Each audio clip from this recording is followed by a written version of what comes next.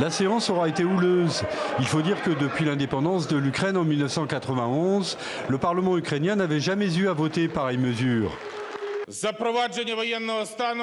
L'introduction de la loi martiale se fait dans les régions situées le long de la frontière russe, le long de la section de la Transnistrie, le long de la frontière entre l'Ukraine et la Moldavie et le long des côtes de la mer Noire et de la mer d'Azov.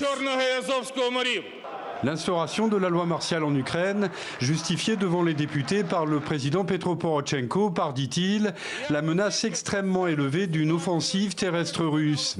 La loi martiale entrera en vigueur mercredi matin en Ukraine dans une dizaine de régions pour une durée de 30 jours au lieu des 60 voulus par le chef de l'État, les députés craignant que cela n'entrave le début de la campagne électorale pour la présidentielle de mars 2019.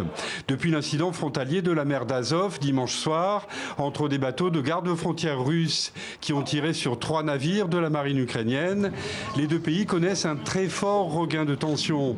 L'Union européenne appelle à une désescalade. Le Conseil de sécurité des Nations Unies s'est réuni en urgence ce lundi à New York sur cette nouvelle crise. Empêcher le passage légal de l'Ukraine par le détroit de Kerch constitue une violation du droit international.